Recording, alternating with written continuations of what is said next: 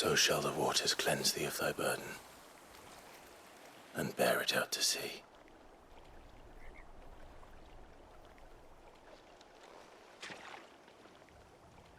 And now they are truly free. I hope so. What of the Imperials? A pyre was made. It's more than they deserve. We should go back. Cole is worried about Martha. All right.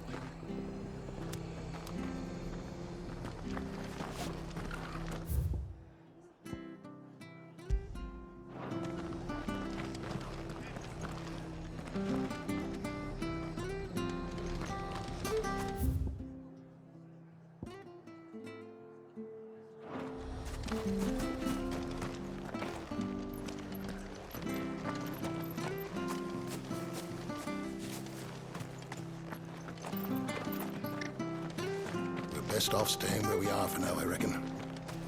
The boys from the garrison might still be nearby. We've been speaking with the Blood Axes about how best to protect the village. We won't let this happen again.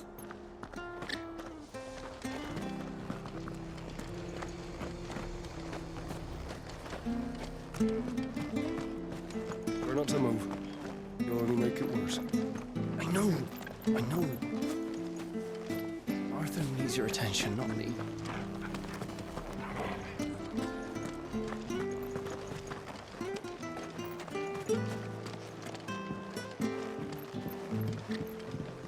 We'll return to the hideaway as soon as we've finished our ministrations.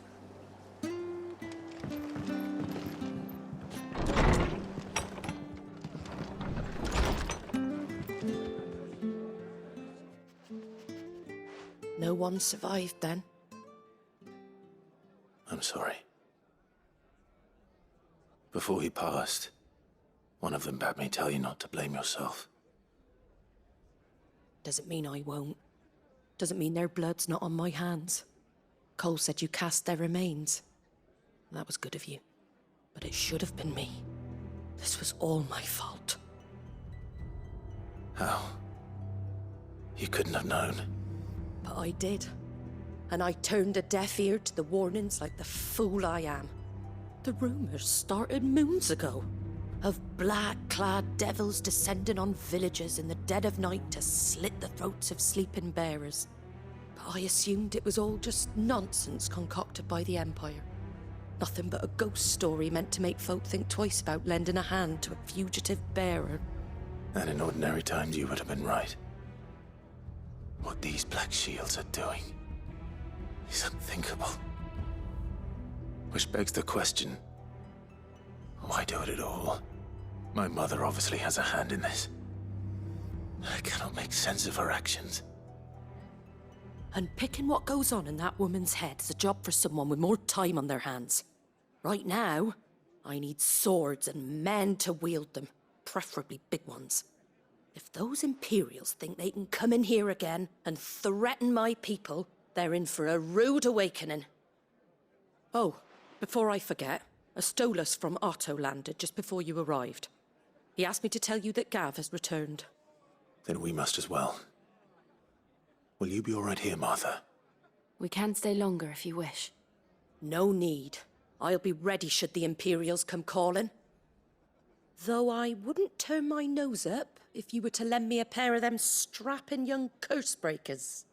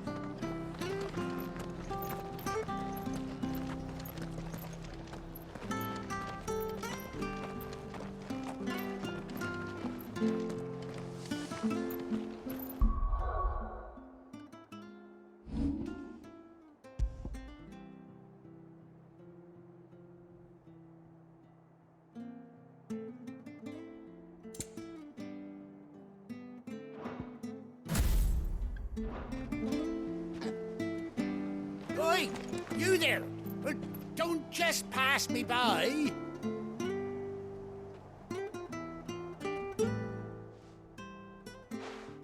You handy with that sword of yours? Course you are. Bet you're a bloody marvel with the thing. Now, question is, are you willing to use it or not? 'Cause a flock of noble chocobos are in need of help. Chocobos? You heard me right. Wild birds? The big ones? And not just any chocobos at that.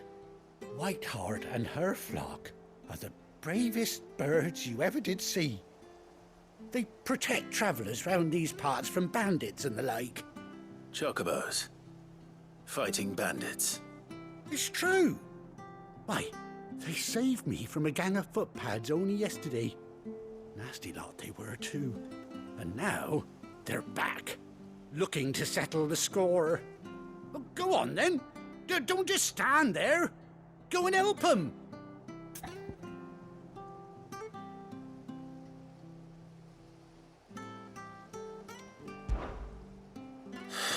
All right. There's a good lad. Where can I find these chocobos? I saw him cut across the way over yonder.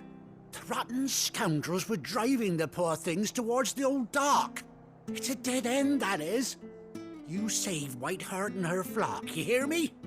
There ain't a pluckier bird in all the world. She's a hero to us locals. And don't worry, you'll know her when you see her right enough. I'm sure I will. And good luck to you. And give those no-good bastards a hiding from me.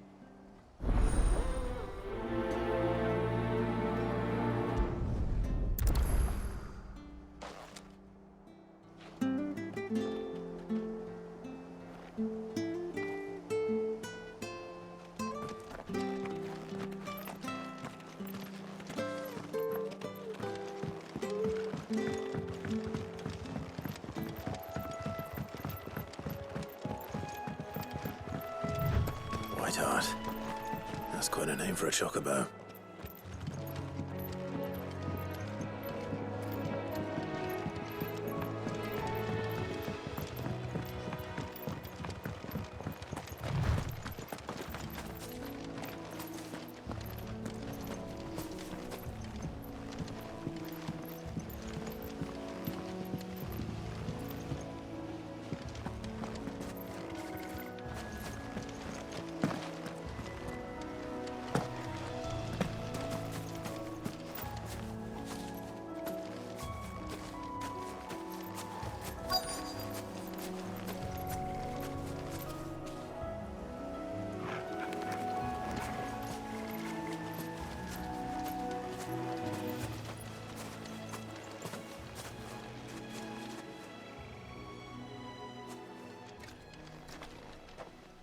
A white feather. I thought Ambrosia was one of a kind. Speaking of brave birds. Looks like they went that way.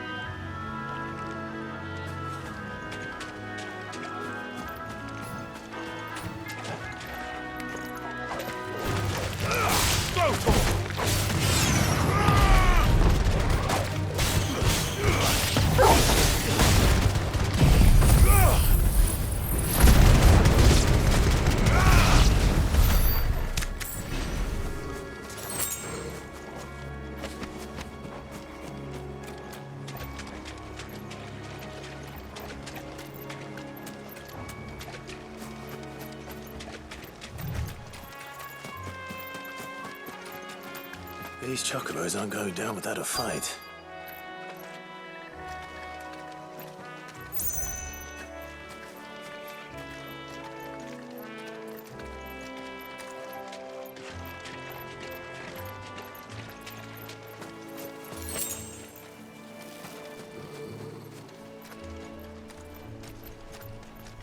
They're in trouble.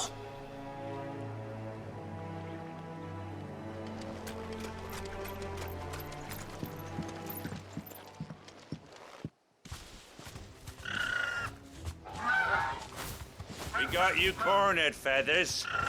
You didn't think you'd seen the last of us, did you? You've been bad for business. But I reckon someone will pay good coin to mount your head on their wall. Not around here, they won't. Oh. And why's that, eh? Because she's something of a hero in these parts. You hurt her, and I hurt you. Piss off. Or better still, how about we hurt you both? All right then. But don't say I didn't warn you. Yeah.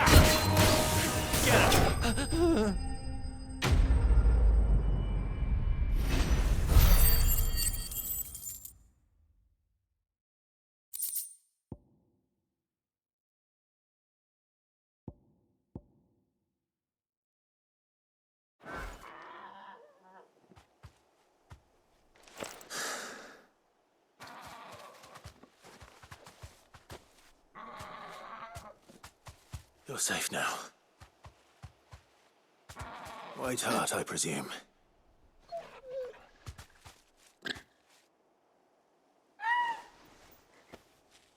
Do you know her, boy? That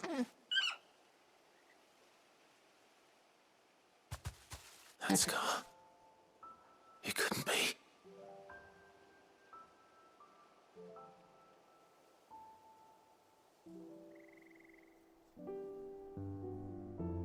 Ambrosia.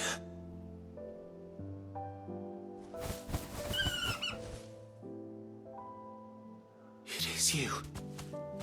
You survived.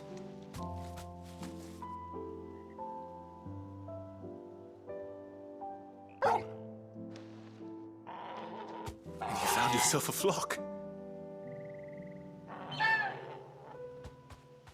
Oi! Is it over? I thought I'd come and see how you were getting on. Oh, you sorted the bastards then. I knew you would. And the whole flock made it through unscathed. Thankfully, they did. And not only that.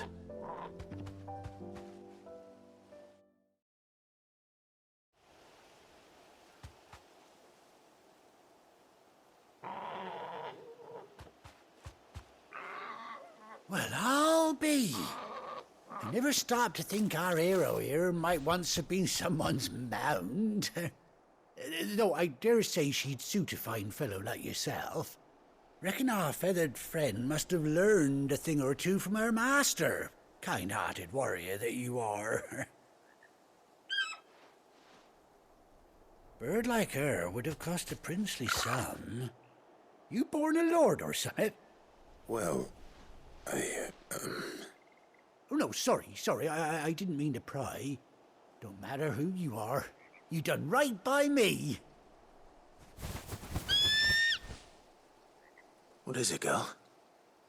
She wants her master back, I reckon.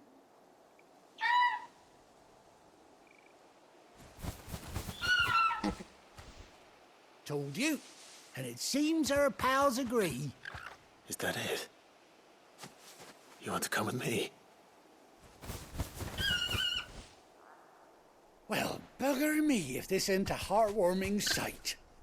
The lads down the stables will be hearing about this tonight. Oh, stay right where you are.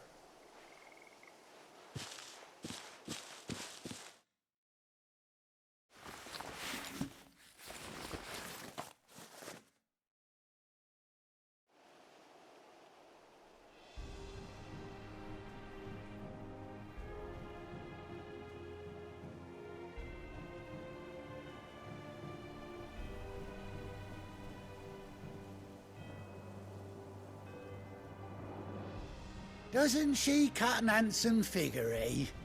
She does indeed. How much do I owe you? Ah, a few scraps of leather's the very least I owe old Whiteheart. Oh, I'll be sad to see her go, of course. But she's earned her right to happiness and more besides. Don't you worry, we'll get along just fine without her. You hear that, Whiteheart? You've earned yourself some time off. You have fun traveling with your master now.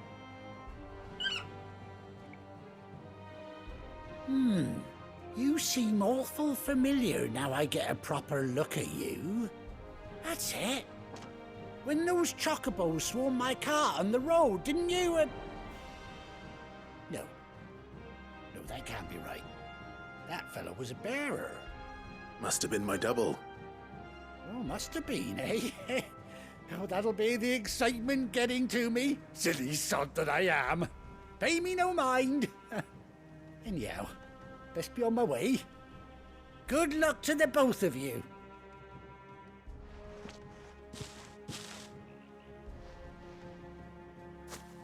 You take care of your flock for now. I'll call you when I need you.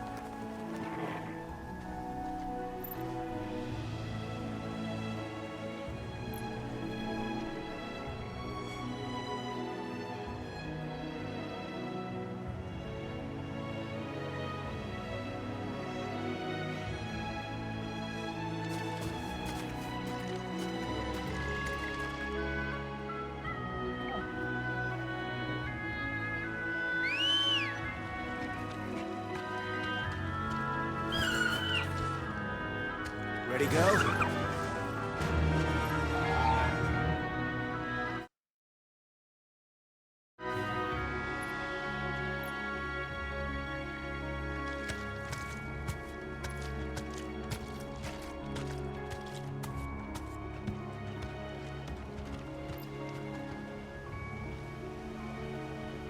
Straight home now.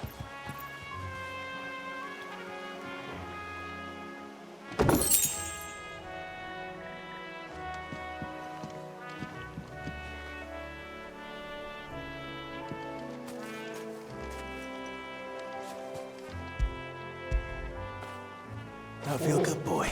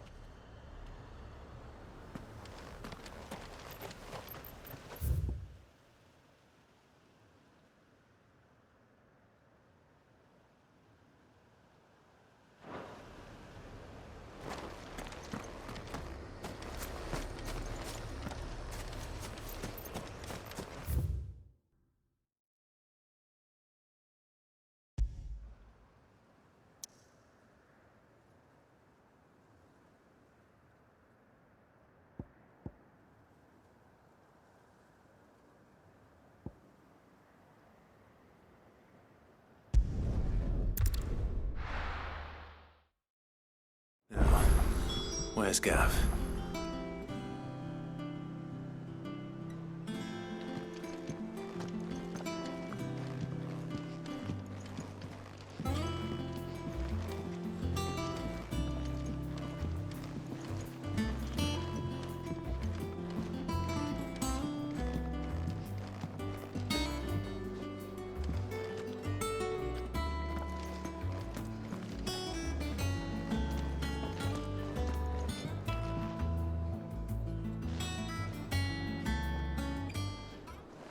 Ah, Clive! Oh, I've missed that scowl.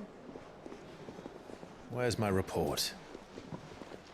What, no kind words for your old pal Gav?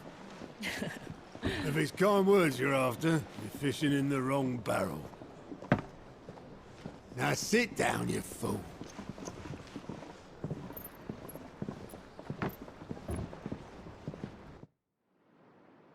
So, you remember how quick the Empire was to occupy the Dominion after the fall of Drake's head?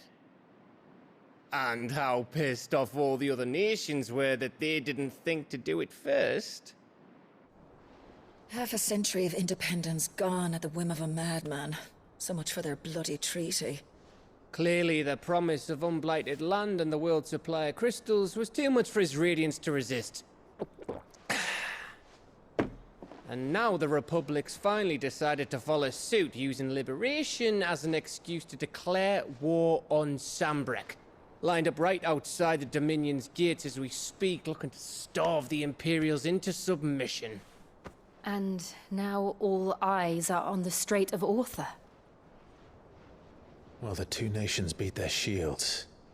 The rest sharpen their daggers, ready to set upon the war-weary victor. They'll never see us coming. It's time we moved on the Mother Crystals.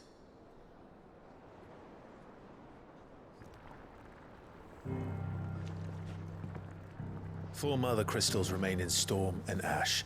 Drake's Breath near Ironhome. Drake's Fang in Dhalmekia.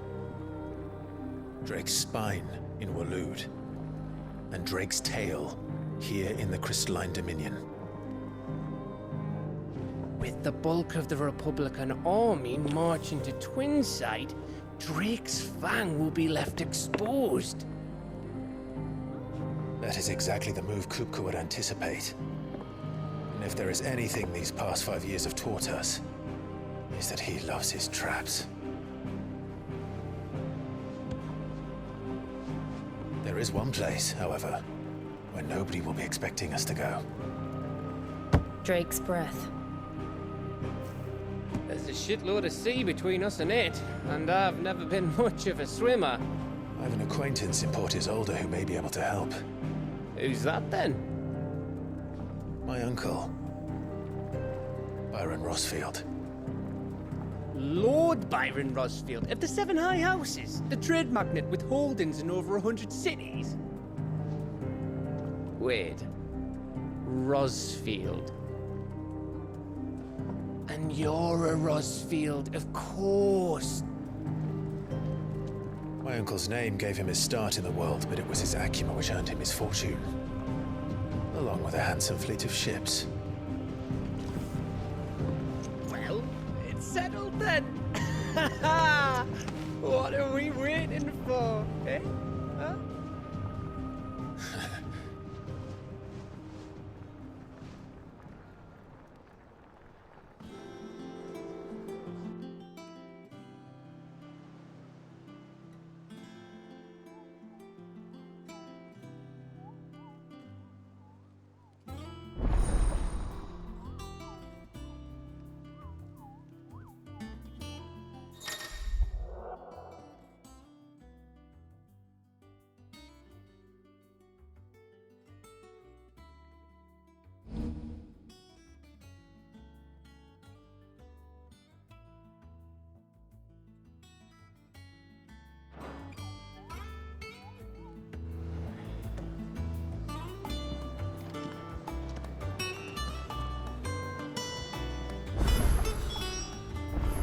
What are we waiting for, indeed?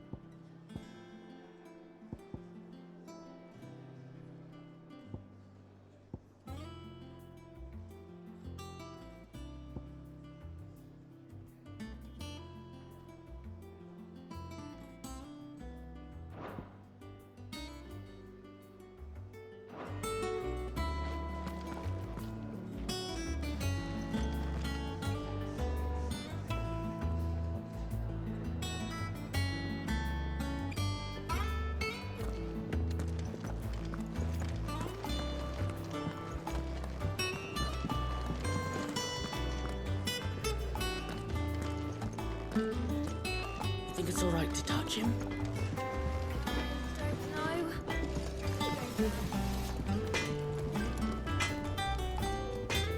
What do you need?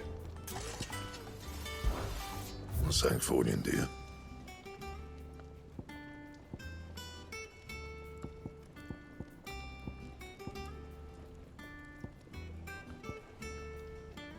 And?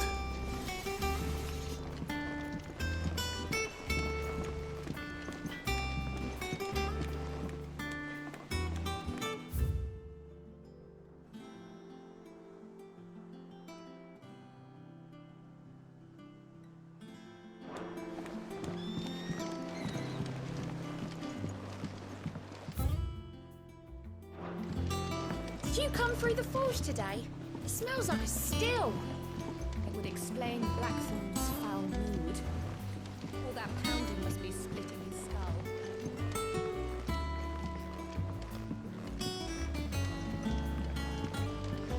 How much water can a flower drink? About as much as a bothersome boy.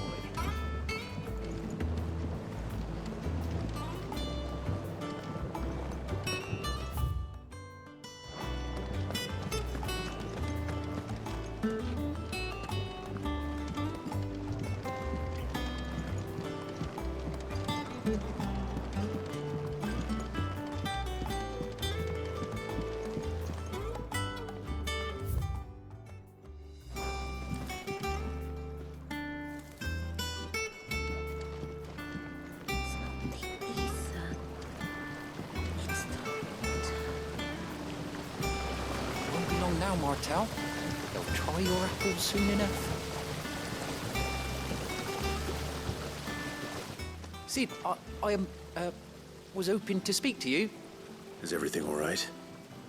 Oh, yeah, it's just, well, as you know, we've been trying to grow fruit down here. It's good to know that something of the old hideaway still lives on. Martel's pride and joy. It was a sapling when she rescued it from the rubble, but look at it now. All our hard work's finally paying off.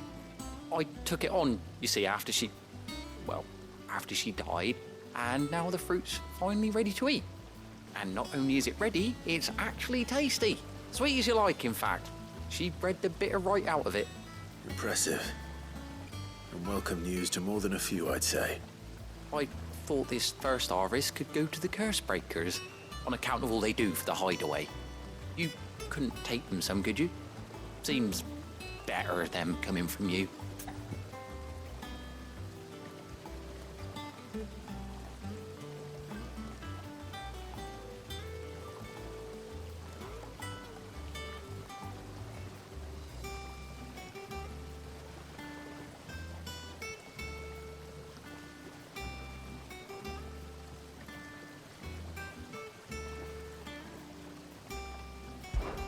It'll be nice being the bearer of good news for a change.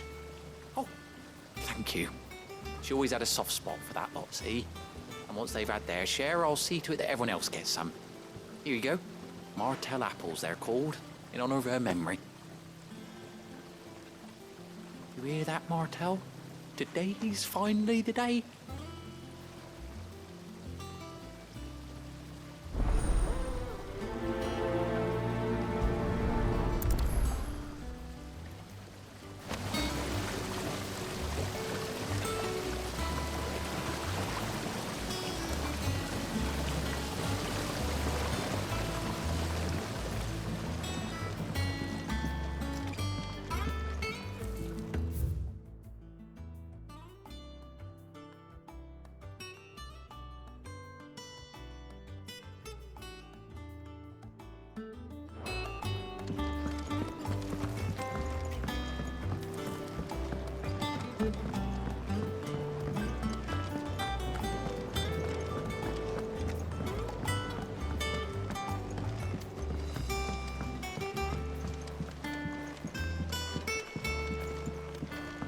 Did you come through the forge today? It smells like a still. Explain Blackthorn's foul mood.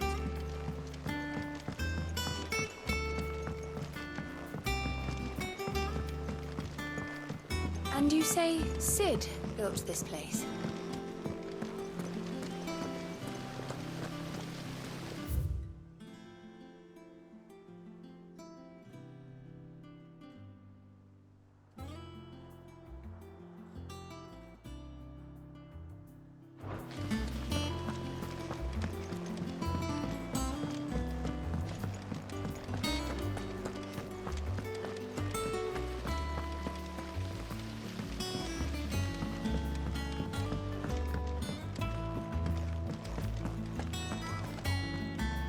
So Martha's all right. Yep. Others weren't so lucky, though.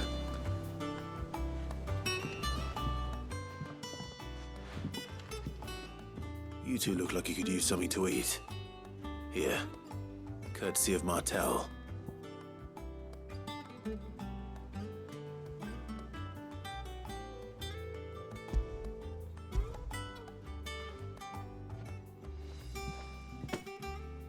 Martel. Now, where have I heard that name before?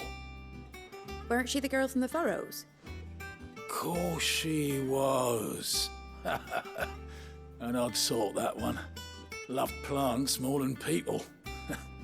Aye, and brave as a bane might. Remember when she ran back into the hideaway to collect them trees when Titan attacked? Wait, These aren't those apples, are they? Well, I'll be. She'd have been proud, and rightly so. Thank you, Sid.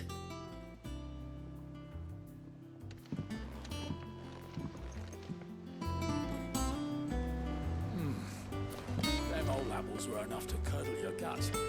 But these beauties are as sweet as you like.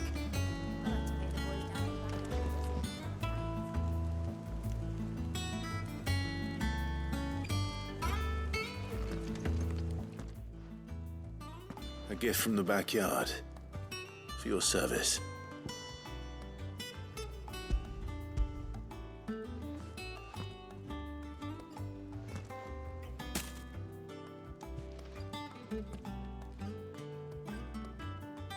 Blimey, these take me back. I haven't seen a hideaway apple since. Old Sid was the only one who could stomach the things. He'd nab 'em right from the branch, make Martel livid. Not that anyone could stay mad at the man for long. That sounds like the Sid I knew, all right. Planning on keeping that lot to yourselves, were you? Hang on. These aren't Martels, are they? I'm glad to see someone carried on what she started. Can't have been easy, not in the Deadlands. Reckon she'd be happy knowing all her hard work didn't go to waste. Clive, tell the lad down in the backyard to run some over for me, will you? Not so much as a thank you. Well, I've got some manners at least. Thanks, Sid. You can leave the basket with me. I'll see that the others get their share. Oh, and give our compliments to the gardener, won't you? That was the last of the apples. I should head to the backyard and pass along everyone's regards.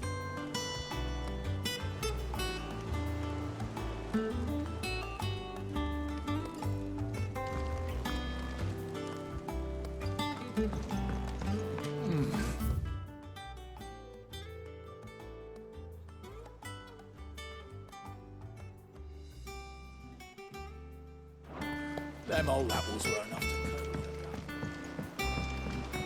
That brute is as ragged as goat's locks.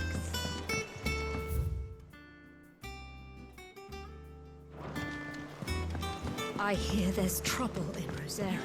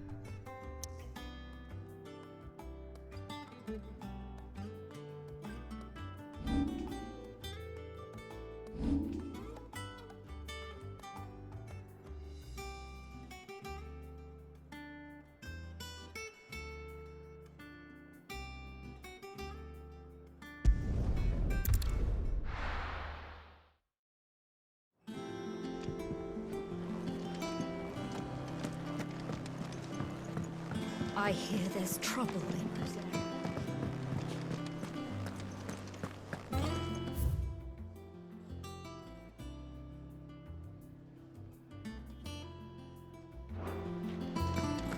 You think it's all right to touch him? Don't know. You go first.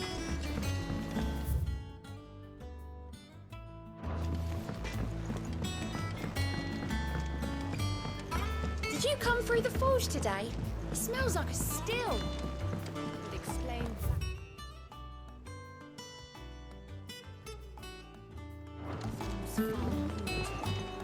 all that pounding. Must be splitting his skull.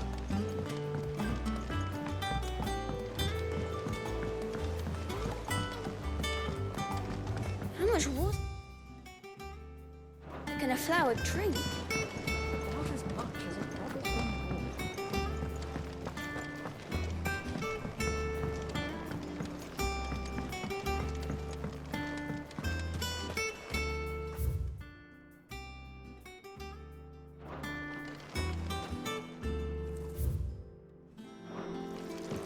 It's not the ether.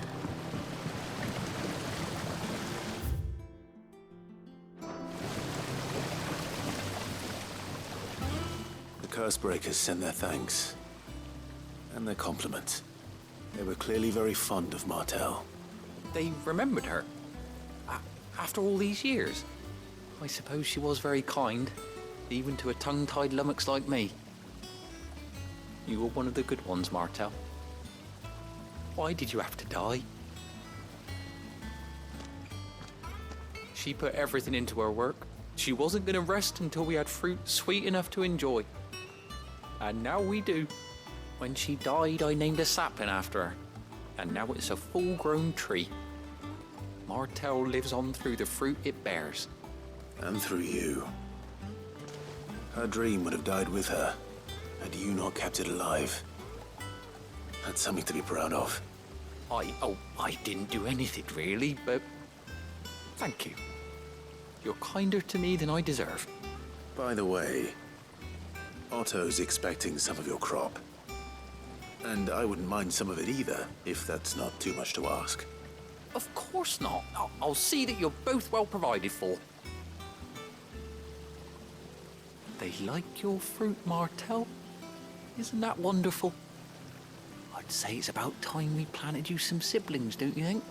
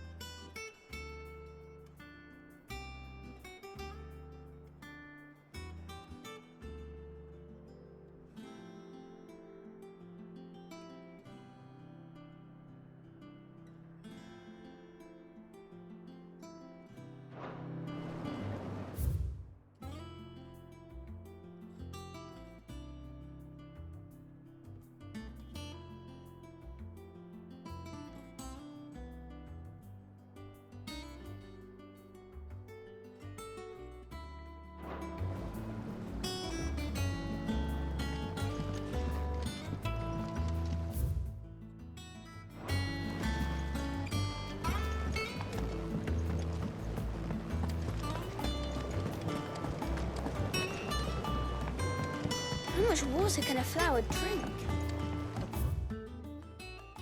As much as a bothersome boy.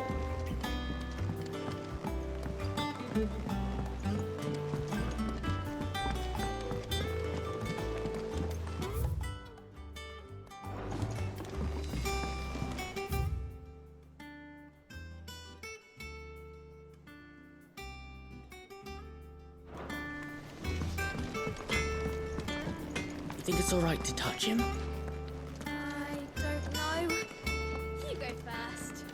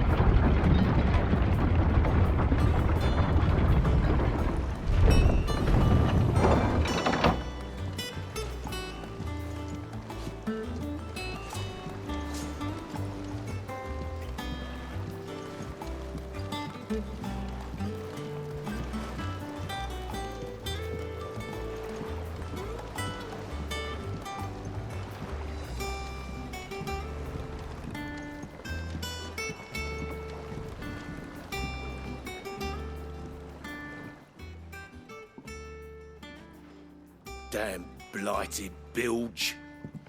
Is everything all right? Aside from the holes in my hull, everything's roses. The lake water doesn't agree with it, then? That's one way of putting it. And unless you got some grand scheme to suck the black from the lake like we do in the atrium, that slurry will keep eating away at the timber like young Tech does our lemon tarts. Suppose a coat of pitch might stave off the rot for a moon or so. Assuming we had any pitch, which we don't. Not any bloody more. Doubt the old tub's got more than a dozen runs left in him.